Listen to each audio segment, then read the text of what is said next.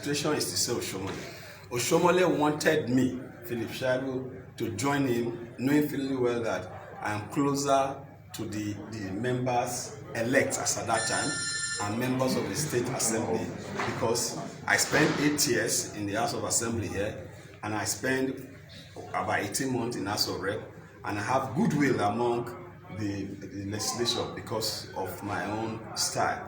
And he wanted me to help him to use this same member when they are elected to remove the governor and for me to be the governor. And I said no, that it is not my nature to betray. If I didn't betray him when he was NSC president, when I was NAS president, when I was offered money to get the Nigerian students out of the proposed strike, if I didn't betray him then, and I didn't betray him when I was chased with money and plot of land in Maitama to sign an impeachment of Comrade Adams Oshomole when I was in the State Assembly, if I did not betray him, then I cannot betray my own governor. And I said I don't have those tendencies, and that I pleaded with Oshomole. I knelt down to beg Oshomole that this government is doing well, and the policies that we adopted during this time, we have taken them to the next level. I went on my knees to beg Oshomole that if no matter what Obaseki will have done, which everything that I asked, all the questions I asked, flimsy excuses he was giving me, and I said when I could not hold something that Oshomole had with the governor, I knelt down and I begged him. I said, I am your son. Why not because of me forgive? And Oshomole said, now he has confirmed that I am now with the governor. And I stood up and I said, well, if you want to remove the governor, then you remove the governor and I. But you want to use me to chase the governor? No way. If the governor goes, I go. And that was how I departed from Oshomole. And the truth is, I hate oppression. When Oshomole was being oppressed, I fought on his side. I was injured. I was brutalized. My family were at risk. I was to be assassinated. An assassin came to my house. And the man that he is supporting as a candidate, Pastor Eze Yamo, was the one that sponsored Shaba and these characters to the House of Assembly quarters, where I was living then as a member of the House. Shattered the house with guns. The cars that were in front of the house, the engine, I had to change them after the accident. I threw my family through the fence. My wife, my children, I threw them across the fence to the other compound, and that was how they were saved. All in the name to save Comrade from being impeached. So if I joined to fight that oppressive tendencies and those oppressors that wanted to get him out, which Ozeyamo was part of, I told him the same energy I used to fight on his side when he was being oppressed and when he wanted to be impeached, it's the same energy I will use to fight for the governor, because he has decided to replace his own oppressors with himself to now oppress another man. And that is why I became, because I hate oppression, that was why I became an activist. I didn't become an activist for myself. I became an activist to fight against oppression. If you check my records during the military, you will see that I was part of the struggle for this democracy. So when Oshomole is talking about House of Assembly, he has asked the plan to do what he's doing. All these members that we are talking about were not the members that were elected in the APC primaries. Oshomole, as national chairman, got to Abuja and changed all these names and selected these members. All the names, Damian Lawani and all of them, he changed them. Damian won his elections. A lot of these guys won their elections. He changed all of them and put his stooges to achieve control here. So when you see some of them living and collecting money not to be sworn in, and 3 now collecting 40 million, to join him is all the script that he has planned. But unfortunately for him, there are some members that still have integrity, that have made up their mind that they will not be commodity to be purchased. And those members are the ones standing. So the whole picture of the House of Assembly was orchestrated and planned by Comrade to control Obaseki and I. You can imagine, I am the deputy governor of Edo State from this constituency, a constituency that has served for 8 years, and I also represent the federal constituency, and I was nicknamed Mr. Constituency Project. As member of the House of Assembly in 8 years, I had 49 projects to my credit, and that's why I was nicknamed. In 18 months I was in House of Rep, I had 9 projects to my credit.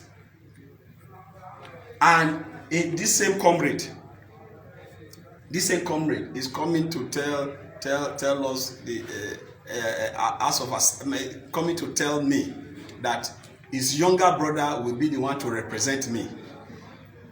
His younger brother, Said Oshomole, is the one to represent that same constituency and representing me in this constituency. He changed the thing to have his younger brother to be the member to represent this constituency. A first Gani Audu, which he has nominated Aroni Meto Ezeamu on us, Andrew will have been the member. He's changing. So, and I have 2 of my members from Esako West, not my own rep. And the interesting thing is that they were not the popular candidates. He changed them because he was the chairman, national chairman. How can you have an Oshomole that will not, it will change the representative of the governor? Governor representative, the 2 representatives from Oredo, Oshomole changed them. Ovia, he changed them. The 2 of them, he changed them. Orionwo, the same. Umode, same. So it was all planned, but God's grace is with us, and the people of Edo is with us, and the prayers of Edo people have sustained us, and that's why they've been making mistakes, and his plans have not materialized, because God knows our mind. God knows that Godwin Obaseki and I and SSG and others supported him with our heart, with our body, with our time, with our resources, even at the risk of our life, to sustain him for 8 years. And because of that, God has been protecting us from him. So if you check, what is he looking for? He has spent 8 years here as a governor. What is Oshomole looking for now? That will be kneeling down from one end to the other. What is he looking for? I've never seen where a man will be contesting an election. Somebody else is the one doing the campaign and he is at home. That's what situation we have found ourselves. If Oshomole feels is popular, let him stop this violence. Let him stop buying guns for these young ones. And let him come on that day, let the PVC speak. And when the PVC speak, he will see that he's not the Oshomole that we used to wear khaki. Everybody now know the Oshomole that is khaki and the Oshomole that is safari. And the Oshomole that was khaki was the one that can walk on the streets and they won't pull him, they won't stone him. The other day, I had to also join him to kneel down to beg the people to stop calling him Oshomole Ole. So that is, and this is the same Oshomole that told me time back that the day that the people start bullying at him or close to that, that is the day we resign from politics. Why has he not resigned from politics? They are not only bullying him, they are not stoning him. So for me, it's shameful. I've apologized to Nigerians, but it's obvious that that apology, I have to withdraw it, because I thought apologizing to Nigerians and still asking people to talk to him and pray for him will change his mentality. But I've discovered that he had decided to, just by himself, destroy the legacy that we thought we were building together. But we will not depart from that legacy, because the people first, the people in the middle, and the people last. Everything about us is about the people. And thank God now we are even in a party that believe that power belongs to the people, because we started this journey on the mantra, let the people lead. He now wants to be the one leading, not the people. And I will not join him in dictatorship. If I was interested in dictatorship, I will not be fighting the military during the military. I will not be inhaling those tear gas. I will not be declared wanted during the military, because we need democracy. That was why we fought that time. And that democracy, no Oshiomhole can truncate that democracy. No Oshiomhole can be a dictator. But we fight with everything that we have. The same way we fought for him, the same way we fight for Godwin. This election is not just about me. It's not about Godwin, but it's about the future of this state. And I was ready to fight on the side of Godwin, even when I was not nominated. At the expense of me being nominated as running mate, I was ready. Because the truth is, we need democracy. We need a democracy that actually deal with the yearning of the people. You can see my house. Each time you come here, you can see my house is full. If I was an oppressor, they won't be there. They won't be there. And we don't want oppressors. You should learn from Mr. President. And I'm calling Mr. President to call Oshiomhole to order. And also the same method that he has used to checkmate Magu, he should use the same to checkmate Oshiomhole, because Oshiomhole is already breaching the financial rules. He's already laundering money. He's giving 40 million to individual. That is already money laundering.